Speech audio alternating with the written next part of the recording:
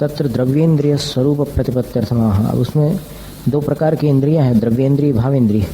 द्रव्येंद्रिय का स्वरूप जानने के लिए कहते हैं निर्वृत्ति उपकरणी द्रव्येंद्रियम। निर्वृत्ति और उपकरण की द्रव्येंद्रिय है। 17वां सूत्र, दूसरा अध्याय, सर्वार्थ सिद्धि ग्रंथ। निर्वर्त्यते इति निवृत्ति ही, निर्वृत्ति ही, निर्वर्त्यते इति निर्वृत्ति ही। जो रचा जाए उसको निर्वृत्ति कहते हैं। केन निर्वर्त्यते, किसके द्वारा रचा जाए? कर्मणा, कर्म के द्वारा। आवाज शार्प होना चाहिए। सा द्विविधा, वो दो प्रकार की है। बाह्याभ्यंतर भेदात, बाह्य और अभ्यंतर के भेद से। उत्सेदांगुलासंख्येय भाग प्रमितानाम शुद्धानाम आत्म प्रदेशानाम प्रतिनियत चक्षुरादीन्द्रिय संस्थानेनावस्थितानां वृत्ति राभ्यंतरा निर्वृत्ति ही। उत्सेदांगुल, घनांगुल और उत्सेदांगुल, सूच्य अंगुल, ऐसे अलग अलग प्रकार के अंगुल के प्रमाण हैं। तो ये उत्सेदांगुल जो है उसके असंख्यातवे भाग प्रमाण, जो शुद्ध आत्मा के प्रदेश और प्रतिनियत अपने अपने निश्चित स्थान पर चक्षु आदि के इंद्रियों के आकार रूप से अवस्थित, उनकी जो वृत्ति है वो आभ्यंतरा निर्वृत्ति है, अंतरंग की रचना हो गई। तेषु आत्म प्रदेशेष्वेन्द्रिय व्यपदेश भाक्षु, वो जो आत्मा के प्रदेश हैं, इंद्रियों के नाम को प्राप्त हो गए हैं, उनमें यह प्रतिनियत संस्थान है, जो निश्चित एक संस्थान बना है। नाम कर्मोदयापादितावस्था विशेषः, नाम कर्म के उदय से प्राप्त कराई हुई कोई अवस्था विशेष वाला उद्गल प्रचय, उद्गलों का समूह। सा बाह्या निर्वृत्ति, माने दो प्रकार से बन गई निर्वृत्ति यानी रचना। एक तो आत्म प्रदेशों में वैसा आकार बन जाता है, और दूसरा उद्गलों के परमाणुओं में, स्कंधों में वैसा आकार होता है। तो आत्म प्रदेशों में जो आकृति बन गई है इंद्रियों की, वो कहलाई अंतरंग निर्वृत्ति, और जो पुद्गलों के परमाणुओं में वैसा आकार बन गया है आँख वगैरह का, तो वो बाह्य निर्वृत्ति है। ये निर्वृत्ति उपकार क्रियते तद उपकरणम, जिसके द्वारा निर्वृत्ति का उपकार किया जाता है वो उपकरण है, यानी जो रचना हुई है नाम कर्म से, उसका जिससे उपकार होता है वो उपकरण है। पूर्ववत तदपि द्विविधम, पहले के समान वो भी दो प्रकार का है। तत्राभ्यंतरम कृष्ण शुक्ल मंडलम, उसमें जो अंदर आंखों के भीतर काला और सफ़ेद गोलाकार है वो, और बाह्यम अक्षिपत्र पक्ष्मद्वयादि, अक्षिपत्र यानी आंखों के जो ऊपर के पलड़े हैं, पलक, वो उसके पक्ष्मद्वयादि दोनों पलकें, वो बाह्य उपकरण हो गए। तो इनसे क्या होता है कि इंद्रियों का उपकार होता है, इंद्रियां सुरक्षित रहती है। एवं शेषेष्वपि इंद्रियेषु ज्ञेयम्, इस प्रकार बाकी इंद्रियों में भी जानना। भावेंद्रियम अच्छे थे, भावेंद्रिय कही जाती है। लब्धि उपयोग भावेंद्रियम, लब्धि और उपयोग ये भावेंद्रिय है। लंभनम लब्धि, लंभनम माने प्राप्त होना, लब्धि है। का पुनरसो, वो क्या चीज़ है? तो बोले ज्ञानावरण कर्म क्षयोपम विशेष है, ज्ञानावरण कर्म का एक विशेष क्षयोपम है, उसका नाम लब्धि होगी। यत् सन्निधानाद आत्मा द्रव्येंद्रिय निर्वृत्तिम प्रति, जिसके सन्निधान से आत्मा द्रव्येंद्रिय की रचना के प्रति व्याप्रियते, व्यापृत होता है, प्रवृत्त होता है। तन्निमित्त आत्मनः परिणाम उपयोग, वो है निमित्त जिसका ऐसे आत्मा के परिणाम को उपयोग कहते हैं। तदुभे भावेंद्रियम, ये दोनों भावेंद्रिय हैं। इंद्रिय फलम उपयोग है, इंद्रियों का फल उपयोग है। तस्य कथम इंद्रियत्वम, अब उपयोग को कैसे इंद्रिय कह दिया भावेंद्रिय? तो कहते हैं कारण धर्मस्य कार्य दर्शनात्, क्योंकि कारण का जो धर्म होता है, गुण धर्म, वो कार्य में भी देखा जाता है। यथा जैसे घटाकार परिणतम विज्ञानम घटयति, घट के आकार में जो परिणत विज्ञान यानी अपना विशिष्ट ज्ञान है उसको भी घट बोलते हैं। स्मृति में कोई चीज़ होती है तो उसको भी बोलते हैं ना कि है, अभी मेरे दिमाग में है, भूला नहीं हूँ। तो क्या है, उसकी याद है, लेकिन उसको बोल सकते हैं आप कि वो है। हाँ, स्वार्थस्य तत्र मुख्यत्वाच्च, अपना जो अर्थ यानी पदार्थ है उसकी उसमें मुख्यता होती है। इसलिए इंद्र से लिंगम इंद्रियमिति, यह स्वार्थ है। इंद्र का जो चिन्ह, इंद्र यानी आत्मा, उसका जो चिन्ह इंद्रिय है वो स्वार्थ है। स उपयोग ये मुख्य है, उपयोग में वो प्रमुख है। इसलिए उपयोग लक्षणों जीव इति वचनात्, क्योंकि उपयोग जो है जीव का लक्षण है, ऐसा वचन है। अतः उपयोगस्येन्द्रियत्वं न्याय्यम, इसलिए उपयोग का इंद्रियपना न्याय्य यानी उचित है। उक्तानाम इंद्रियाणाम संज्ञानुपूर्वी प्रतिपादनार्थमाह, कई हुई जो इंद्रियां हैं उनकी संज्ञाएं और अनुपूर्वी यानी क्रम, उसका प्रतिपादन करने के लिए अगला सूत्र कहते हैं स्पर्शन रसन घ्राण चक्षु श्रोत्राणि। लोके इंद्रियाणाम पारतंत्र्य विवक्षा दृश्यते, लोक में इंद्रियों की पराधीन व्यवस्था या विवक्षा देखी जाती है। अनेन आक्षणा सुष्टु पश्यामि, मैं इस आँख से अच्छा देख लेता हूँ। अनेन कर्णेन सुष्टु शृणोमि थी, इस कान से अच्छा सुन लेता हूँ। इस प्रकार पराधीनता आ गई ना। ततः पारतंत्र्यात् स्पर्शादीनाम करणत्वम, इसलिए पराधीन होने के कारण स्पर्शन आदि जो है वो करण है, साधन है। देखने का साधन आँख हो गई, सुनने का साधन कर्ण है, छूने का साधन स्पर्शन इंद्रिय है। तो इसलिए ये साधन बन गए, उपकरण हो गए। वीर्यांतराय मति ज्ञानावरण क्षयोपशमांगोपांग नाम लाभावष्टंभादात्मना स्पृश्यते नेति स्पर्शनम। वीर्यांतराय और मति ज्ञानावरण दो का क्षय उपशम होना चाहिए, साथ में अंगोपांग नाम कर्म का लाभ यानी उदय होना चाहिए। इनके अवष्टंभ से अर्थात इनके आलंबन से आत्मा द्वारा, अनेन इस आत्मा द्वारा स्पृश्यते स्पर्श कर लिया जाता है कि कोई पदार्थ, इसलिए स्पर्शन उसका नाम है। रस्यते नेति रसनम, रस ले लिया जाता है जिसके द्वारा वो रसन है। घ्रायते नेति घ्राणम, जिसके द्वारा गंध ली जाती है वो घ्राण है। चक्षुर अनेकार्थत्वात्, चक्षेर अनेकार्थत्वात्, ये चक्षु धातु होती है एक, वो अनेकार्थ वाली होती है। इसलिए दर्शनार्थ विवक्षायाम चष्टे, इसलिए यहाँ पर दर्शन देखने की विवक्षा में चष्टे अर्थान पश्यति अनेन इति चक्षु, जो आँखों को देखता है अथवा जिसके द्वारा देखा जाता है या जिसके द्वारा जीव पदार्थों को देखता है वो चक्षु, चक्षु बन गया। कोई प्रत्यय लगा करके उसको चक्षु बना दिया शब्द। श्रूयते नेति श्रोत्रम, जिसके द्वारा सुना जाता है वो श्रोत्र है। स्वातंत्र विवक्षा च दृश्यते, और इंद्रियों की स्वतंत्र विवक्षा भी देखी जाती है लोक में। इदम में अक्षि सुष्टु पश्यति, ये मेरी आंख अच्छा देखती है।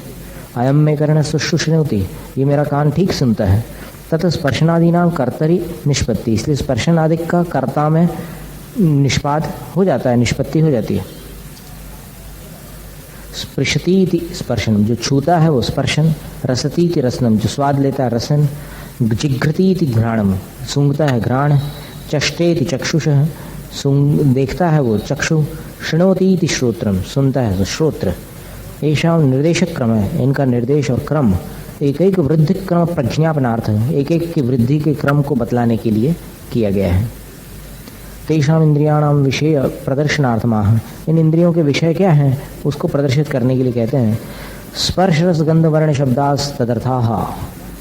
स्पर्श रस गंध और वर्ण और शब्द, ये तत् यानी उन इंद्रियों के, अर्थाः यानी विषय हैं। द्रव्य पर्याय यो हो, द्रव्य और पर्यायों में। प्राधान्य विवक्षायाम, प्रधानता की विवक्षा में। विवक्षा यानी बोलने की इच्छा या अपेक्षा। कर्म भाव साधनत्वम, कर्म भाव से साधन पना होता है, ये व्याकरण की बात बता रहे हैं। स्पर्शनादि शब्द, स्पर्शादि शब्दानाम वेदितव्यम, ये स्पर्शादि शब्दों का लगा लेना इसमें।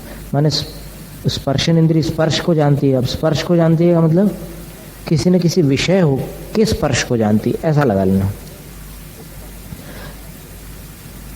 द्रव्य प्राधान्य विवक्षायाम कर्म निर्देश है, द्रव्य की प्रधानता की विवक्षा होने पर कर्म का निर्देश होता है। स्पृश्यते इति स्पर्शः, रस्यते इति रसः, गन्धते इति गन्धः, वर्ण्यते इति वर्णः, शब्दते इति शब्दः। व्याकरण की बातें बता रहे हैं। पर्याय प्राधान्य विवक्षा है, पर्याय की प्रधानता की विवक्षा में क्या करोगे? भाव निर्देश है, भाव का निर्देश होगा। स्पर्शनम स्पर्श, रसन रस, गंधनम गंध, वर्णनम वंद वर्ण, शब्दनम शब्द इति ऐसा क्रम इंद्रिय क्रमेण ही व्याख्यात है। इनका क्रम जो है वो इंद्रियों के क्रम से ही जानना। पिछले सूत्र में जो क्रम था वही क्रम यहाँ इसमें लगा लेना, जोड़ लेना। अत्रा यहाँ कोई कहता है यत्तावन मनो नवस्थानात् इंद्रियं न भवति इति प्रत्याख्यातम। अब जो पहले बताया था कि मन जो है स्थिर नहीं रहता, इसलिए वो इंद्रिय नहीं हो सकता, इस बात को निषेध कर दिया, इसका निषेध कर दिया था कि नहीं, मन भी ईशत इंद्रिय है। तत्किम उपयोगस्य उपकारी उत नहीं थी, क्या वो उपयोग के लिए उपकारी है अथवा नहीं है? तो उत्तर देते हैं तद उपकार्येव, तदप्युपकार्येव, वो मन भी उपकारी ही है। तीन बिना, उसके बिना इंद्रियाणाम विशेष स्वप्रयोजन वृत्त्य भावात, इंद्रियों का अपने विषयों में अपने प्रयोजन से होने वाली जो प्रवृत्ति है उसका अभाव हो जाएगा। किमस्य ईशाम सहकारित्व मात्रमेव, क्या इस मन का इन इंद्रियों के लिए सहकारी मात्रपना है? प्रयोजनम, वही उसका प्रयोजन है। उत अन्यदपि इत्यतः, या कोई दूसरा भी काम है मन का?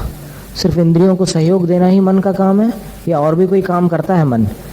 तो आचार्य कहते हैं श्रुतम इंद्रियस्य, श्रुत यानी श्रुत ज्ञान जो है वो मन का काम है। श्रुत ज्ञान विषयोर्थ श्रुतम, श्रुत ज्ञान का विषयभूत पदार्थ श्रुत कहलाता है। स विषयोन इंद्रियस्य, वो विषय अनिंद्रिय अर्थात मन का होता है। परिप्राप्त श्रुत ज्ञानावरण क्षयोपशमस्य आत्मनः, परिप्राप्त हुआ है श्रुत ज्ञानावरण का क्षयोपशम, जिसको ऐसी आत्मा के श्रुतार्थीन इंद्रियावलंबन ज्ञान प्रवृत्ति, श्रुत के विषयभूत पदार्थ में अनिंद्रिय के आलंबन से ज्ञान की प्रवृत्ति होती है। अथवा श्रुत ज्ञानम श्रुतम, अथवा श्रुत ज्ञान को श्रुत कहो। तद इंद्रिय तद अनिंद्रियस्य अर्थ है प्रयोजनम, वो मन का प्रयोजन है। इति यावत, ऐसा इसका अर्थ लगा लो। स्वातंत्र साध्य में यहाँ श्रुत ज्ञान जो है सम्यक ज्ञान की बात चल रही है। एक इंद्रिय अधिक में भी रहता है श्रुत ज्ञान, लेकिन वो मिथ्या श्रुत ज्ञान होता है, उसकी बात यहाँ नहीं है। स्वातंत्र साध्यमिदम प्रयोजनम अनिंद्रियस्य, ये स्वतंत्रता से सिद्ध करने योग्य मन का प्रयोजन है।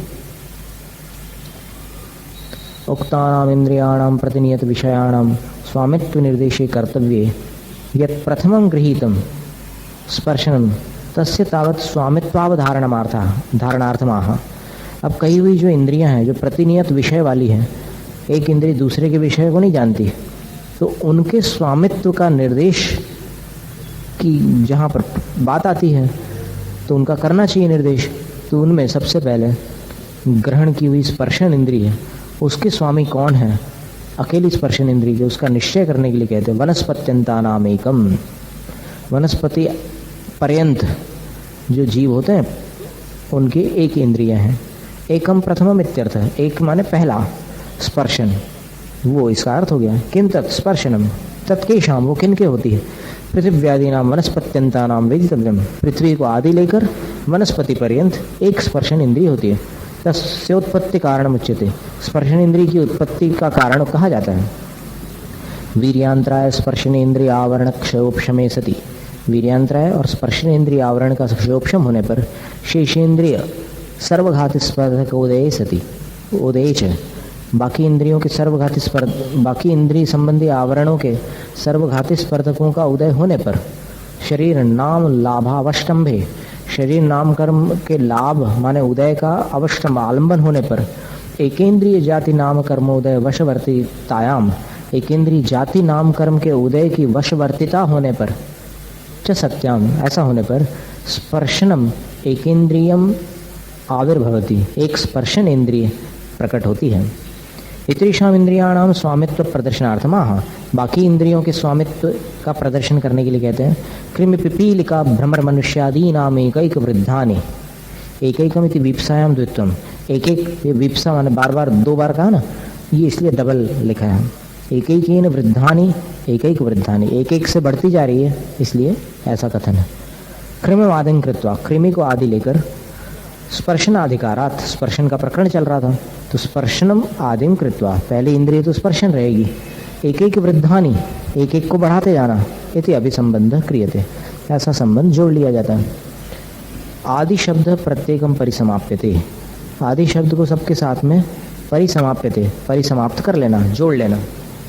कृम्य आदि नाम स्पर्शनम रसनाधिकम, कृमि आदि के स्पर्शन और रसना ऐसी दो इंद्रियां हैं। पिपीलिकादि नाम स्पर्शन रसने घ्राणाधिके, पिपीलिकादि में स्पर्शन रसना और घ्राण और अधिक कर लो।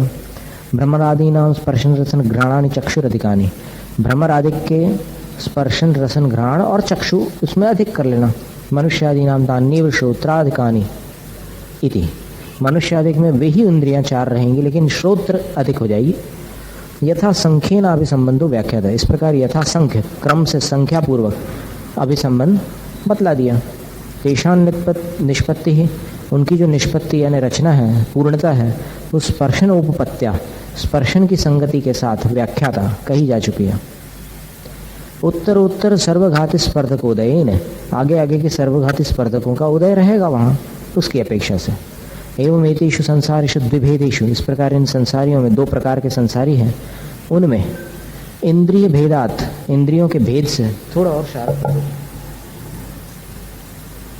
बात खत्म कर दो।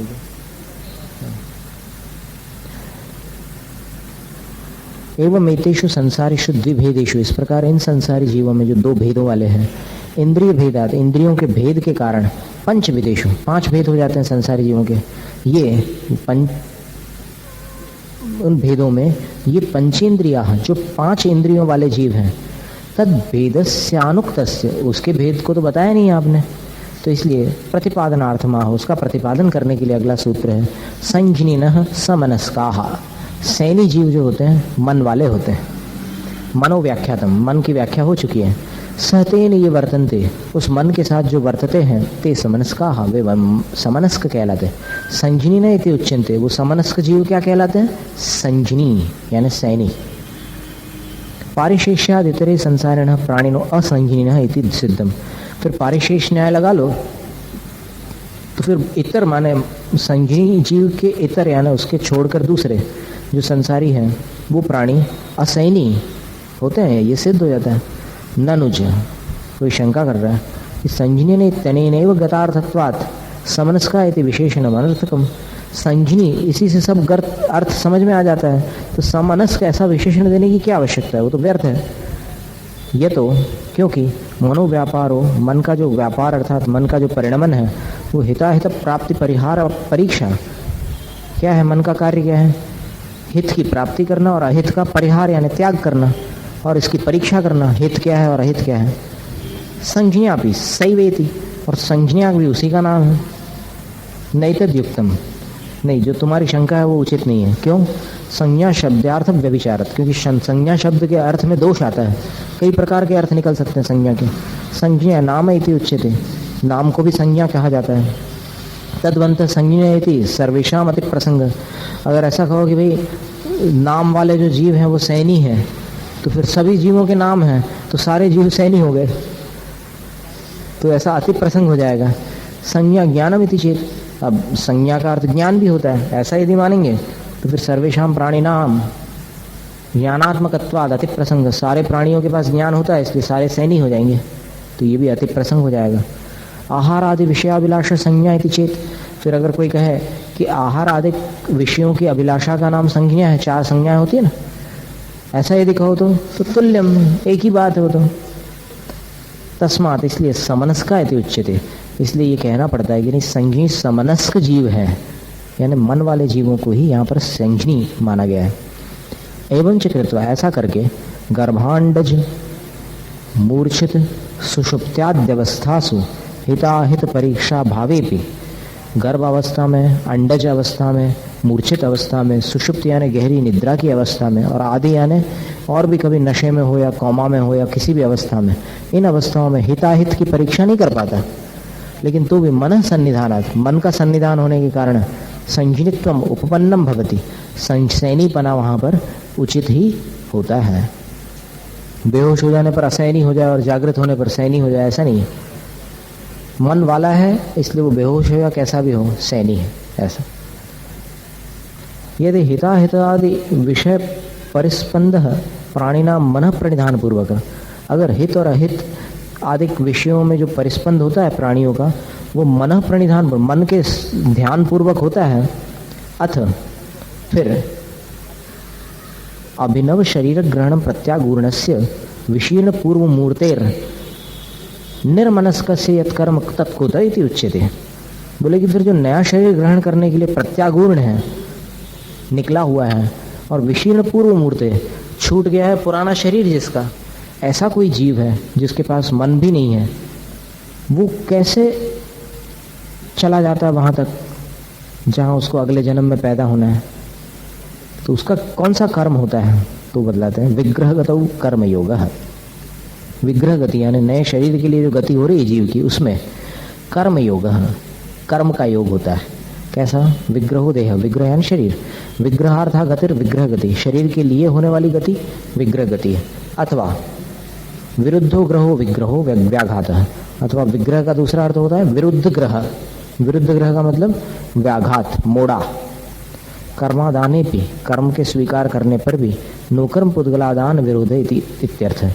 कर्म ग्रहण करने पर भी नोकर्म पुद्गलों का आदान वहां पर नहीं होता। कार्मण का योग के समय आहार वर्गणाएं नहीं आ रही है, कार्मण वर्गणाएं और कर्म परमाणुओं का आश्रव हो रहा है विग्रह गति में।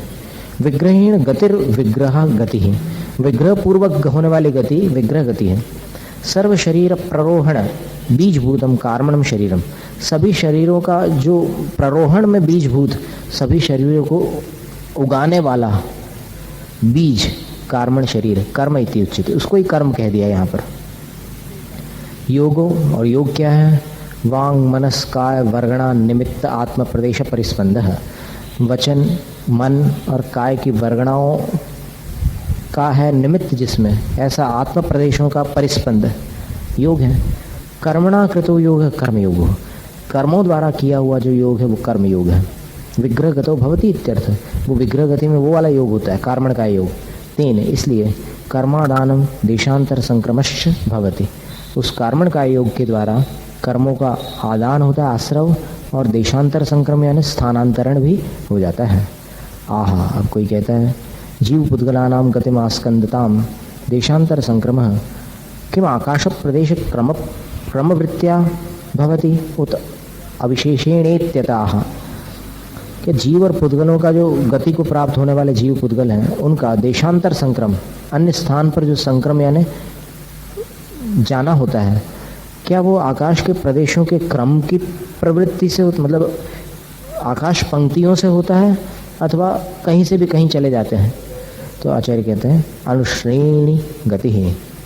अनुश्रेणी यानी आकाशों की जो पंक्ति और प्रदेशों की पंक्ति है, उसकी श्रेणी के अनुरूप ही गमन होता है। लोक मध्यादारभ्य ऊर्ध्व मदस्तिर्यक च आकाश प्रदेशानां क्रम सन्निविष्टानां पंक्ति श्रेणी उच्यते। लोक के मध्य से प्रारंभ करके ऊपर, नीचे और तिरछे जो आकाश प्रदेशों की क्रम सन्निविष्ट जो आकाश प्रदेश हैं, उनकी पंक्ति को श्रेणी कहा जाता है। अनुशब्द से अनुपूर्वीण वृत्ति, अनुशब्द जो दिया है श्रेणी के पहले, वो उस क्रम से प्रवृत्ति करने के लिए अनुशब्द दिया। श्रेणी नानुपूर्वेण, श्रेणी नानुपूर्वेण अनुश्रेणीति, श्रेणी की अनुपूर्वी से उसको अनुश्रेणी ऐसा कहते हैं। जीवानाम पुद्गलांच गतिर भवति इत्यर्थ, जीव और पुद्गल दोनों की गति अनुश्रेणी गति हो जाती है। अनधिकृतानाम पुद्गलानाम कथम ग्रहणमिति चेत, अब प्रकरण चल रहा है जीव का, और आपने पुद्गलों को कहाँ से ले लिया यहाँ पर? यदि ऐसा पूछते हो तो आचार्य कहते हैं गति ग्रहणात्, क्योंकि यहाँ गति की बात चली थी, तो गति में दोनों बातें कह दी। यदि जीवानाम एवं गतिरिष्टा स्यात्, यदि जीवों की गति इष्ट होती तो गति ग्रहण अनर्थकम, तो फिर गति कहने की जरूरत ही नहीं थी। अधिकारात् तत्सिद्ध, वो प्रकरण ही चल रहा है जीवों की गति का। उत्तरत्र जीव ग्रहणाच्च पुद्गल संप्रत्यय, और आगे भी जीव को ग्रहण किया है, इसलिए पुद्गल का संप्रत्यय यानी ज्ञान हो जाता है। आगे क्या लिखा है? जीवस्य, अगले सूत्र में। इसलिए यहाँ पर अनुश्रेणी गति में जीव और पुद्गल दोनों आ जाएंगे। अगर जीव को ही ले लेते यहाँ पर, तो फिर आगे जीवस्य कहने की आवश्यकता नहीं है। ननु, शंका है, चंद्रादीनां ज्योतिष्काणां मेरु प्रदक्षिणा काले विद्याधरादीनां च विश्रेणी गतिरपि दृश्यते। बोले कि चंद्र आदि जो ज्योतिष्क विमान है, उनका मेरु की प्रदक्षिणा के काल में और विद्याधरों आदि का जो गमन होता है वो विश्रेणी गमन भी होता है। ऐसे गोल घूम रहे हैं तो वो कहाँ पंक्ति रही। तत्र किमुच्यते अनुश्रेणी गति थी, फिर ऐसा क्यों कहा जाता है अनुश्रेणी गति? तो इसका जवाब है काल देश नियमोत्र वेदितव्य। यहाँ पर काल और स्थान का नियम जानना चाहिए। तत्र उनमें काल नियम स्थावत, काल नियम कौन सा है? बोले जीवानाम मरण काले भवांतर संक्रमण मुक्तानाम चोर्ध्वगमन काले अनुश्रेण्येव गति। भवांतर संक्रमो क्या लिखा है? संक्रम लिखा है, संक्रमम एक ही मात्रा है ना, होनी चाहिए, कोई ना कोई विभक्ति चाहिए थी। तो उसमें तावत जीवानाम, जीवों का क्या होता है? मरण काले भवांतर संक्रमित, मरण के समय अगले जन्म में संक्रमित होने पर, मुक्तानाम च ऊर्ध्वगमन काले, और मुक्त जीवों के ऊर्ध्वगमन काल में अनुश्रेण्यैव गति, अनुश्रेणी ही गति होती है।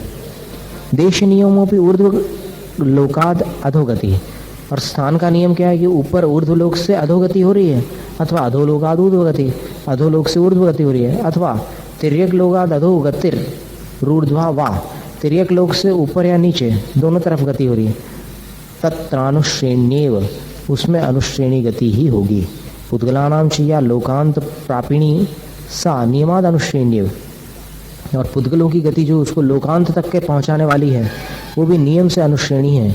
इतरा गतिर भजनीय, और बाकी जो विद्याधरों की या चंद्रादिक विमानों की गति है वो भजनीय है, अनुश्रेणी भी हो सकती है और न भी हो, ऐसा है। पुनरपि गति विशेष प्रतिपत्त्यर्थम आह, फिर भी गति की और विशेष जानकारी के लिए कहते हैं अविग्रहा जीवस्य। अविग्रह के आगे विसर्ग है क्या? होना नहीं चाहिए, इसमें गलत शब्द है। विग्रहो व्याघात कौटिल्य मित्यर्थ, विग्रह माने व्याघात, मोड़ा, ये इसका अर्थ है। स यस्याम न विद्यते असौ अविग्रह गति, वो जिनमें नहीं पाई जाती है, वह जिसमें नहीं पाई जाती है वो अविग्रह गति है। कस्य, किसकी होती है? जीवस्य, जीव की। कीदृशस्य, मुक्तस्य, किस प्रकार के जीव की? मुक्त जीव की। कथम गम्यते मुक्तस्येति, कैसे जाना कि मुक्त जीव की अविग्रह गति है? उत्तर सूत्रे संसारिक ग्रहणात् इह मुक्तस्य इति विज्ञायते, अगले सूत्र में संसारिणः शब्द आया है ना, तो उससे समझ लो यहाँ पर कि यहाँ पर मुक्त की बात चल रही है। देखो कहाँ से कहाँ मतलब संबंध जोड़ करके अर्थ निकाला जाता है। अभी तो अपन बिल्कुल एक लाइन पढ़ते हैं और फटाक से बिल्कुल फैसला देते हैं, जजमेंट, और यहाँ पर आचार्य महाराज कितनी सावधानी से अर्थ निकाल रहे हैं। अगले सूत्र में संसारिक ग्रहण करने के कारण यह इस सूत्र में मुक्तस्य इति विज्ञायते जान लिया जाता है। ननुष्य अनुश्रेणी गति इत्यनेनैव श्रेण्यंतर संक्रमा भावो व्याख्यात। अनुश्रेणी गति इसी सूत्र द्वारा श्रेण्यंतर में संक्रम का अभाव है ऐसा बतला दिया। नार्थो नहीं है, इसलिए इस सूत्र से कोई प्रयोजन नहीं सिद्ध हो रहा है, व्यर्थ है। तो उसके लिए कहते हैं पूर्व सूत्रे विश्रेणी गतिरपि क्वचित अस्ति इति ज्ञापनार्थम इदम वचनम। पिछले सूत्र में विश्रेणी गति भी कहीं कहीं होती है, इस बात की जानकारी के लिए ये वचन है। ननु तत्रैव देश काल नियम उक्त, बोले कि नहीं वहीं आपने देश और काल का नियम कह दिया था न, नहीं अतस्तत् सिद्ध, यहाँ जो कथन आया था उससे उस सूत्र में देश और काल के नियम की सिद्धि हुई थी। अगर ये सूत्र नहीं होता तो देश काल का नियम वहां भी नहीं बन सकता था। यद्यसंगस्य आत्मनो प्रतिबंधेन गतिरालोकांतादवधृत काला प्रतिज्ञायते सदेहस्य पुनर्गति किम प्रतिबंधिनी उत मुक्तात्मवत् इति अतः। यदि असंग आत्मा माने शरीर रहित आत्मा के अप्रतिबंधेन, कोई रोक टोक न होने के कारण, गतिरालोकांतात लोक के अंत तक की गति होती है, अवधृत काला एक समय में एक अवधृत काल निश्चित काल वाली होती है, प्रतिज्ञायते ऐसा जान लिया जाता है, तो सदेह से पुनर्गति है, जो शरीर वाला जीव है उसकी गति क्या प्रतिबंधिनी उक्त, वो कहीं रुकने वाली होती है, अथवा मुक्तात्मवत इत्यादि, या फिर मुक्त आत्मा के समान बिना मोड़े के वो गति होती है अविग्रह। तो आचार्य कहते हैं विग्रहवती च संसारिणः प्राक चतुर्भ्यः, संसारी जीव की विग्रह गति भी होती है और च यानी सीधी गति भी हो सकती है, लेकिन प्राक चतुर्भ्य 4 समय से पहले होगी। कालावधारणार्थम प्राक चतुर्वेदी उच्यते। काल का निश्चय करने के लिए प्राक चतुर्वेद ऐसा कहा जाता है। प्राग यदि वचनम मर्यादार्थम, प्राग ये जो वचन है ये मर्यादा के लिए है। चतुर्थात् समयात् प्राग विग्रहवती गतिर्भवती न चतुर्थे इति, चौथे समय से पहले तक विग्रह गति होती है, उस चौथे समय में नहीं होती। कुत इति चेत, क्यों नहीं होती? यदि ऐसा पूछो तो आचार्य कहते हैं सर्वोत्कृष्ट विग्रह निमित्त निष्कुट क्षेत्र उत्पित्सु, सर्वोत्कृष्ट विग्रह के निमित्त से जो